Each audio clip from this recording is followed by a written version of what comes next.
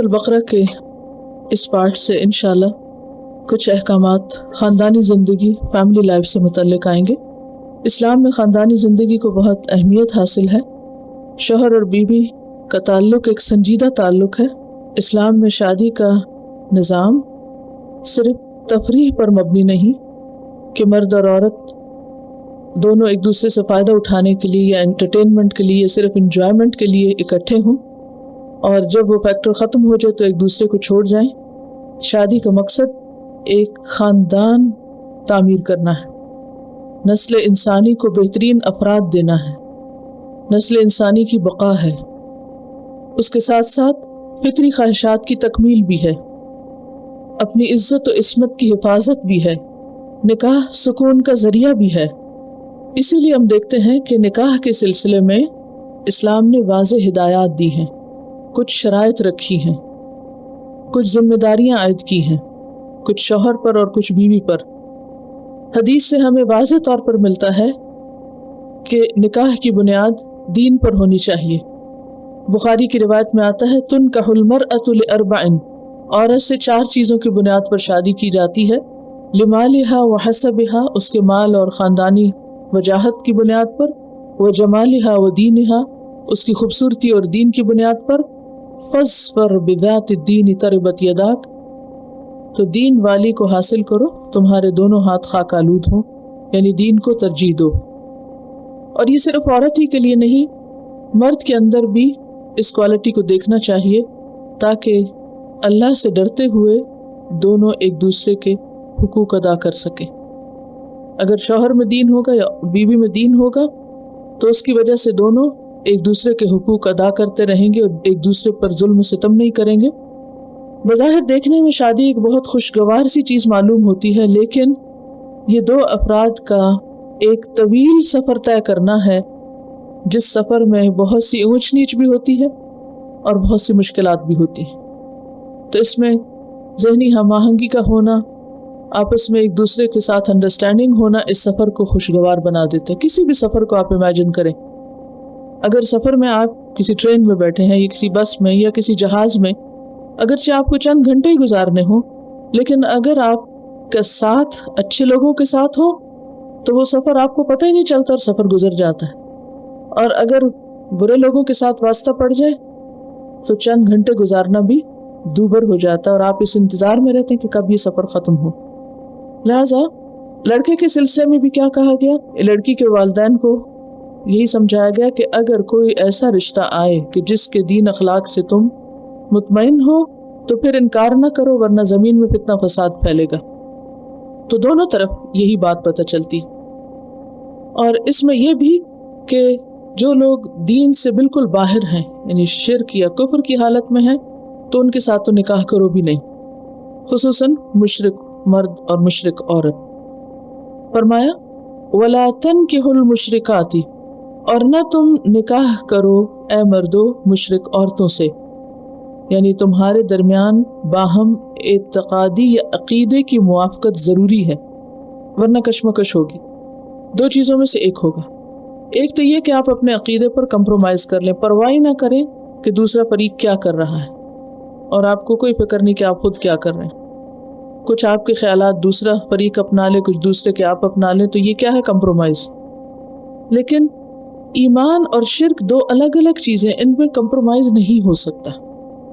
तो अगर मियाँ बीवी अपने नज़रियात पर कंप्रोमाइज़ नहीं करते तो दूसरी चीज़ क्या है, मुसलसल ज़हनी कशमकश, रोज़ रोज़ का झगड़ा लड़ाई फसाद, जो कि सिर्फ 2 अफराद में नहीं होता, उनकी आइंदा आने वाली नस्ल तक भी मुंतकिल होगा। तो इसलिए शादी के लिए ज़रूरी है कि अक़ीदे की मुआफ़क़त हो मर्द और औरत के दरमियान, बहुत बड़ा फ़र्क ना हो, मशरिक़ व मग़रिब का फ़र्क ना हो, रात और दिन का फ़र्क ना हो। थोड़ा बहुत फ़र्क तो हर एक जगह होता है, आदात का फ़र्क होता है, बैकग्राउंड का फ़र्क होता है, बाज़ू को लैंग्वेज का होता है, कल्चर का होता है, बहुत से फ़र्क होते हैं, उन पे कंप्रोमाइज़ किया जा सकता है।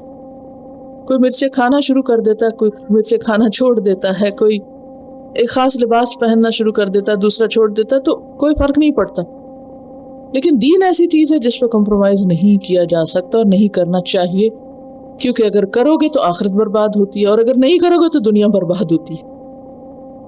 تو اس لیے بہتر ہے کہ فتنے میں نہ پڑو، آغاز ہی نہ ہو، کیونکہ اس سے بہت سے نفسیاتی، خاندانی، سوشل اور سماجی اور سوسائٹی کے بہت سے چیزیں جو ہیں وہ اس سے متعلق ہیں، اس کے بہت سے پہلو ہیں.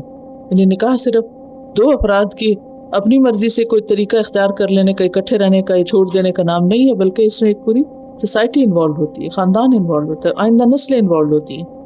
اس لیے یہ فیصلہ سوچ سمجھ کے کرنا چاہیے. تو اللہ تعالیٰ نے واضح الفاظ میں منع کر دیا مسلمان مردوں کو کہ وہ مشرک عورتوں سے شادی نہ کریں. کنڈیشن کیا ہے؟ حتی یؤمننا، یہاں تک کہ وہ ایمان لے آئیں، اسلام میں داخل ہو جائیں. اور اگر نہ داخل ہو تو پھر کیا ہے؟ ولا امۃ مؤمنۃ، ایک غلام، سیدھی سادی، ان پڑھ مومن عورت، خیر، زیادہ بہتر ہے، من مشرکۃ، مشرک عورت سے، کیونکہ ایمان کا وزن ہر چیز سے زیادہ ہے. ایک طرف مشرک عورت ہے جس کے پاس سب کچھ ہے، خاندانی حسب نسب بھی ہے، مال بھی ہے، جمال بھی ہے، علم بھی ہے، ذہانت ہے، جاب ہے، خوبصورتی ہے، اٹریکشن ہے، ہر چیز. ولو اعجبتکم، ہر وہ چیز ہے اس عورت کے اندر جو ایک مرد کو اٹریکٹ کر سکتی اور اس کے دل کو بھا سکتی. لیکن پھر بھی کیا کہا کہ نہیں، ایمان پہ کمپرومائز نہیں. اس کی بجائے کیا کرو؟ کوئی مسلمان عورت دیکھو، خواہ وہ دنیاوی اعتبار سے سٹیٹس میں بہت کم ہو، لیکن پھر بھی وہ بہتر ہے. کیوں بہتر ہے؟ کس چیز کی وجہ سے؟ ایمان کی وجہ سے. تو اس سے آپ اندازہ لگا سکتے ہیں کہ ایمان کا وزن کتنا زیادہ ہے، ایمان کا درجہ کتنا بڑا ہے. وَلَا تُنْكِحُ الْمُشْرِكِينَ، اور یہی حکم عورت کے لیے بھی ہے. عورت کو بھی نکاح کر کے مت دو مشرک مرد سے. عورت کے یا ایک خاتون کے جو اولیاء ہیں، ولی ہیں، ان سے کہا جا رہا ہے. اور یہاں یہ مسئلہ بھی پتہ چل رہا ہے کہ مرد تو اپنا نکاح خود کر سکتا ہے، لیکن عورت اپنا نکاح خود نہیں کر سکتی. صحیح بخاری کی حدیث ہے، لا نکاح الا بولی، ولی کے بغیر نکاح نہیں ہوتا. اور یاد رکھیے ولایت بھی صرف عصبہ کے پاس ہوتی ہے، ذوی الفروض اور ذوی الارحام کے پاس نہیں ہوتی. ابھی علم میراث انشاءاللہ پڑھیں گے آگے، تو وہاں یہ تینوں ٹرمز واضح زیادہ ہوں گی. سمپل ورڈز میں باپ کے جو رشتہ دار ہیں ان کے پاس ہوتی ہے ولایت، ماں کے رشتہ داروں کے پاس نہیں ہوتی. مثلا ماموں نہیں ولی ہوتا، خالو ولی نہیں ہوگا. ٹھیک ہے، کون ہوگا؟ دادا کی اولاد میں سے چچا، یعنی عصبہ کی طرف سے ولایت ہوگی. اس میں حکمت ہے. وَلَا تُنْكِحُ الْمُشْرِكِينَ، اور نہ تم نکاح کر کے دو مشرک مردوں کو، حتیٰ یہاں تک کہ یؤمنوا، وہ ایمان لے آئے. ہاں، اگر وہ لڑکا مسلمان ہو جائے، سچا ایمان لے آئے، تو پھر کوئی رکاوٹ نہیں ہونی چاہیے. پھر اس کو ایگو کا مسئلہ نہ بناؤ، پھر نکاح کر دو. وَلَعَبْدٌ مُؤْمِنٌ، اور البتہ مومن غلام، مومن غلام مرد معمولی سٹیٹس کا، خیرٌ، بہتر ہے، من مشرکن، مشرک مرد سے، ولو اعجبکم، خواہ وہ تم کو کتنا ہی اٹریکٹ کیوں نہ کرے، کتنا ہی کیوں نہ پسند آئے. اس کے پاس بہت اچھی ڈگری ہے، بہت اچھی جاب ہے، بہت قابل ہے، بہت ذہین ہے، بہت برائٹ ہے، بہت آگے جانے والا ہے، اور آپ کو دنیاوی اعتبار سے لگتا ہے کہ آپ کی بیٹی کے لیے پرفیکٹ میچ ہے، سوائے اسلام کے تو وہ پرفیکٹ میچ نہیں ہے. مت شادی کر کے دو.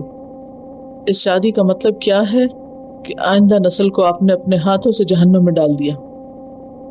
کیونکہ ایمان اور شرک میں اتنا ہی فرق ہے جیسے زمین اور آسمان جو دونوں کٹے مل نہیں سکتے، یا رات اور دن کہ جن میں مشرق و مغرب کا فرق ہے. اور بات یہ ہے کہ ان دا فرسٹ پلیس اگر کوئی نکاح کرے بھی تو نکاح ہوتا ہی نہیں. یعنی اسلامی نقطہ نظر سے، شریعت کی نگاہ میں ایسا نکاح ہے ہی نہیں. وہ سارا تعلق 100% زنا بیسڈ ہوگا. اسلام اس شادی کو قبول ہی نہیں کرتا. دیر از نو سچ نکاح. آپ نے دیکھا ہوگا لبرلزم کے نام پر اور وسعت کے نام پر بہت سے لوگ ایسے کام کر رہے ہیں اور اس کو باقاعدہ سیلیبریٹ بھی کرتے ہیں، اور نکاح بھی، اور والے جس مرضی ریلیجن کے مطابق. لیکن اسلامی کلی وہ نکاح نہیں ہے.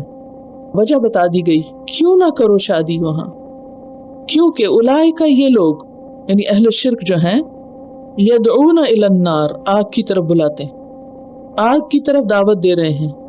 ضروری نہیں زبان سے بھی ہو سکتا ہے، یعنی شرک کے کاموں کی طرف. کیونکہ اگر آپ کی بیٹی کسی ہندو کے گھر میں ہے مثلاً، تو ظاہر اس کو مندر جانا ہوگا، پھر وہاں جا کر اگر وہ سارے مشرکانہ اعمال دیکھ رہی ہے، یا گھر میں بت ہیں، یا پھر گھر میں ایسی پوجا ہو رہی ہے، تو یہ سب دیکھتے دیکھتے منکر کو ایک دن انسان اس کو برا بھی نہیں سمجھتا. اور شرک جو ہے وہ ظلم عظیم ہے. ان الشرک لظلم عظیم، جسے اللہ سبحانہ وتعالیٰ کسی بھی قیمت پر گوارا نہیں کرتا. ایک ذرے کے برابر بھی شرک قبول نہیں. تو پھر وہ اپنے افعال سے، اپنے اعمال سے، اور بعض اوقات اپنے مال سے تمہیں آگ کی طرف بلاتے ہیں. بظاہر بہت اٹریکشن ہے اس میں، لیکن حقیقت میں کیا ہے؟ آگ. کیونکہ انسان کو جہاں دین پر کمپرومائز کرنا پڑے، جہاں وہ دین پہ قائم نہیں رہ سکتا، تو گویا اس نے کیا قبول کر لیا ہے؟ Invitation to hellfire. واللہ، اور اللہ، یدعو الی الجنہ، جنت کی طرف بلا رہا ہے. یعنی ایسے اعمال کی طرف دعوت دے رہا ہے کہ جس سے انسان جنت میں جا سکتا ہے. کیونکہ ہسبینڈ وائف اگر دونوں دین پر ہیں یا ایک مشترک کاز ہے، تو وہ زندگی کے سفر میں ایک دوسرے کے مددگار ہوتے ہیں. حدیث میں آتا نا کہ اللہ اس شوہر پر رحم کرے جو تہجد کے وقت اٹھے اور پھر اپنی بیوی کو بھی جگائے، اگر نہ اٹھے تو پانی کا چھینٹا مارے. اور اسی طرح اس عورت پر کہ جو تہجد کے وقت اٹھے اور پھر اپنے شوہر کو بھی اٹھائے، اور اگر نہ اٹھے تو اس کے منہ پہ چھینٹا مارے پانی کا.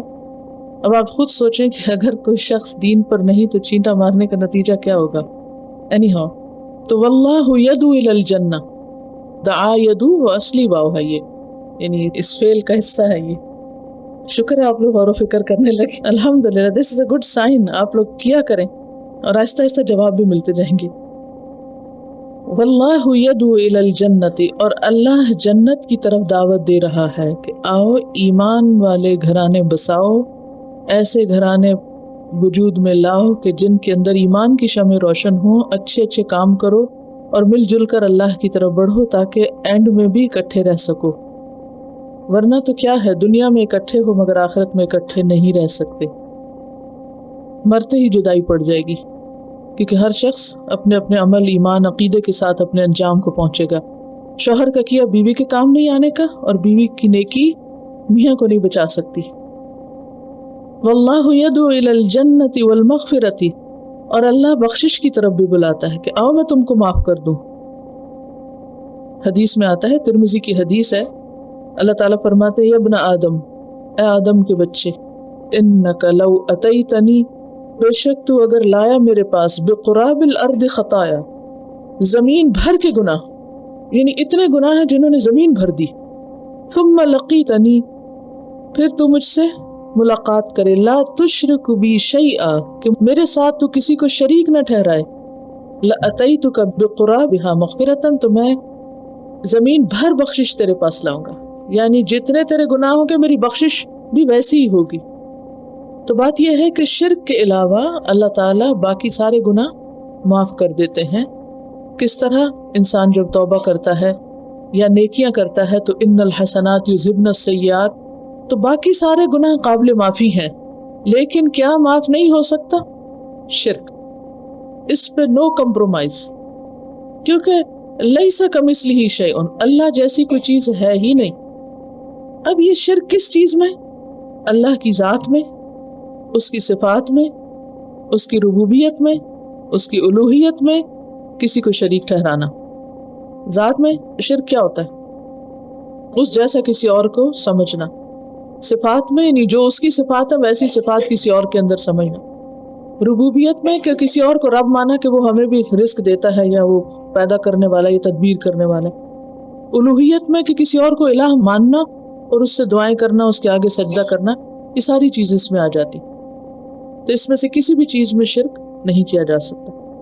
اچھا، اب یہاں پر ایک سوال شاید آپ کے ذہن میں آ رہا ہو کہ بعض اوقات اہل کتاب میں سے بھی لوگ شرک کرتے ہیں، حضرت عیسیٰ علیہ السلام کو خدا کا بیٹا قرار دیتے ہیں. تو پھر اس سلسلے میں کیا ہو؟ کیونکہ مسلمان مردوں کو کرسچن لڑکی یا یہودی لڑکی سے شادی کی اجازت دی گئی ہے تو وہ اللہ تعالیٰ کی حکمت ہے اور اس کے اوپر قرآن کی نص موجود ہے. سورۃ المائدہ آخری صورتوں میں سے ہے اور اس میں آتا ہے الیوم احل لکم الطیبات وطعام الذین اوتوا الکتاب حل لکم وطعامکم حل لہم والمحصنات من المؤمنات والمحصنات من الذین اوتوا الکتاب من قبلکم. آیت 5 ہے المائدہ کی. اس سے صاف پتہ چلتا ہے کہ مشرک مردوں اور عورتوں سے مراد وہ مشرک ہیں جیسے اہل مکہ شرک کیا کرتے تھے کہ انہوں نے طرح طرح کے بت خانہ کعبہ میں رکھے ہوئے تھے. لیکن اگر کوئی شخص اپنے آپ کو مسلمان کہتا ہے لیکن اس کے ساتھ اگر کسی قسم کے شرک میں مبتلا ہے تو وہ اس میں نہیں آتا. اسی طرح اگر کرسچن عورت ہے اگر اس کے عقیدے میں کچھ فرق ہے بھی لیکن as long as she is chaste محسنات میں سے ہے تو اس سے نکاح کیا جا سکتا ہے اور یہ اجازت خود اللہ تعالیٰ نے دی. ٹھیک ہے. لیکن اس کے علاوہ باقی کسی بھی قسم کا کفر، شرک، الحاد اس میں کوئی رخصت نہیں ہے، نہ مرد کے لیے نہ عورت کے لیے. اسلامی طریقے سے مرد نکاح کرے گا نا تو مرد اپنے طریقے پر اس سے کرے گا. مسلمان مرد جو کرسچن عورت جو ہے وہ اگر مسلمان نہیں بھی ہوتی لیکن اہل کتاب میں سے ہے، یہ ایتھیسٹ نہیں ہے، یعنی اللہ رسول قیامت آخرت سب چیزوں کو مانتی ہے تو مسلمان مرد اس سے شادی کر سکتا ہے، یعنی لیگلی اجازت ہے، اس کی رخصت ہے. لیکن لڑکی کے لیے رخصت نہیں ہے کیونکہ عموماً لڑکی کا جو رول ہے وہ پیسو ہوتا ہے اور اسے بہت سی باتیں شوہر کی سننی ہوتی ہیں تو اس کے دین کی حفاظت کے لیے اسے محفوظ رکھا گیا ہے. تو آپ دیکھیں نا کہ ایک پورا گھرانہ مسلمان ہے، اس میں اگر ایک کرسچن لڑکی آ رہی ہے تو کیا ہوگا؟ پورے گھرانے کا ایک انفلوئنس ہوگا اس پر. لیکن آپ اپنی بیٹی کو کسی کرسچن گھر میں دے دیتے ہیں، پورا گھرانہ اور پورا ان کا انوائرمنٹ جو ہے وہ کیا ہے؟ کرسچن ہے. تو آپ کی بیٹی اکیلی وہاں سروائیو نہیں کر سکتی. تو اس معاملے میں فرق ہے. اور سب سے بڑی بات یہ کہ اللہ کا جو بھی فیصلہ ہے وہ سچا ہے اور حق پر مبنی ہے. اور یہاں پر کیا فرمایا؟ وَيُبَيِّنُ آيَاتِهِ لِلنَّاسِ، اور وہ اپنی آیات ورسز احکامات آرڈیننسز لوگوں کے لیے پوری طرح واضح کر دیتا ہے. لَعَلَّهُمْ يَتَذَكَّرُونَ، تاکہ وہ نصیحت پکڑیں اور کسی غلط کام میں نہ پڑے اور ان کی آخرت نہ بگڑے. آخرت کے علاوہ مشرکین سے تعلق میں دنیا کے بگاڑ کا بھی اندیشہ ہے. اور دنیا کا بگاڑ کیا ہے؟ دنیا میں آپ دیکھیے کہ اسلام میں طہارت اور پاکیزگی کا ایک تصور ہے. شوہر بیوی کے تعلق میں کیا ہے؟ غسل ہے اور بہت ساری حدود ہیں. لیکن جو شخص مسلمان ہی نہیں ہے، جو مرد، وہ ان حدود کو کہاں سے قائم رکھے گا؟ وہاں تو پاکیزگی کا کوئی تصور ہی نہیں ہے. پھر اسی طرح یہ کہ حلال اور حرام کا مسئلہ، کھانے پینے میں حلال حرام، اس میں ظاہر ہے کہ جو دین پر نہیں ہے اس شوہر کو یا بیوی کو کیسے کہا جا سکتا ہے کہ تم گھر میں صرف حلال لے کر آؤ، یا یہ کہ شراب سے بچو، یا اور اسی طرح جن چیزوں کو اسلام نے منع کیا ہے اس کی پابندی نہیں کرے گا تو روز گھر میں لڑائی جھگڑا ہوگا.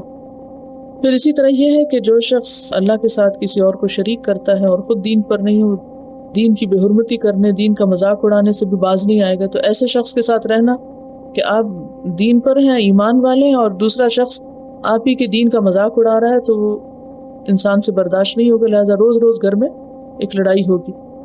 پھر اسی طرح آئندہ بچوں کے دین پر بھی جھگڑا ہوگا، لیکن اس میں پھر بھی پوزیشن کم ہے، مگر وہ بھی یہ ہے کہ صرف ایک لیگلی اجازت ہے، رخصت ہے. اس کا یہ مطلب نہیں کہ اگر مسلمان عورتیں موجود ہیں تو تم وہیں جا کر شادی کرو، کیونکہ پہلے شروع لیکچر میں نے کیا کہا تھا کہ کیا کہا گیا ہے، شادی کہاں کرو؟ دیندار عورت سے شادی کرو. ٹھیک ہے. لیکن وہاں اس طریقے پر آپ دیکھیں کہ بہت سی کنورژن بھی ہوئی ہے کہ وہ عورتیں جو شادی کے لیے کسی مسلمان لڑکے کے ساتھ آئیں اور پھر الٹیمیٹلی مسلمان ہو گئی، بہت کم ایسا رہا کہ عورت نے اپنا دین نہ بدلا. چیسٹ محسنات، ٹھیک ہے، کیونکہ جو زانی ہو تو قرآن مجید میں واضح طور پر کہا گیا کہ الزانی لا ينکح الا زانیۃ او مشرکۃ، صرف چیسٹ کرسچن وومن یا جوش. بہرحال بات میں یہ کر رہی تھی کہ نقصانات آخرت کے علاوہ دنیا کے بھی ہیں، اور دنیا کے نقصانات میں جو اعتقادی کشمکش، عقیدے کی کشمکش ہے، اس میں صرف دو مرد اور عورت کے درمیان ہی، پھر آگے بچوں پہ بھی جھگڑا شروع ہو جاتا ہے، اور رشتہ داروں سے ملاقات اور فیملی پریشر اور سوشلائزنگ میں بہت سی چیزیں آ جاتی ہیں جس میں باہم نباہ بہت مشکل ہو جاتا ہے۔ بہرحال یہ ساری باتیں ہم نہ بھی کریں تو اصل بات ہے اللہ کا حکم، اور اللہ کا حکم کیا ہے؟ وَلَا تَنْكِحُوا الْمُشْرِكَاتِ اور وَلَا تُنْكِحُوا الْمُشْرِكِينَ، جس کی پابندی ضروری ہے۔ دیکھیے کہ پہلے ہمیں یہ معلوم ہونا چاہیے کہ اسلام کیا ہے، ٹھیک ہے؟ اس کی ڈیٹیل لے لیں، چونکہ اس وقت ہم انڈیویجول کیسز کو نہیں ڈسکس کریں گے، ٹھیک ہے نا؟ کیونکہ اس وقت ہمیں صرف اصولوں کو پڑھنا ہے، اور جو پھر انڈیویجول مسائل ہیں ان کی ڈیٹیل میں الگ جا کے اس کا فیصلہ ہو سکتا ہے۔ کیونکہ مسلمان جو ہوتا ہے وہ ایمان کی جو ڈیفینیشن ہے پیچھے کئی دفعہ بتائیے، اللہ کو ماننا، رسولوں کو ماننا، اور فرشتوں کو ماننا، آخرت کو ماننا۔ اگر کوئی شخص ان سب چیزوں کو مانتا ہے اور پھر اس کے بعد 5 نمازوں کی پابندی اور رمضان کے روزے اور حج اور زکوٰۃ، اگر یہ ساری چیزیں تو مسلمان ہے۔ اس کے علاوہ اگر نہیں ہے تو پھر نام کوئی بھی رکھ لیں، ABC،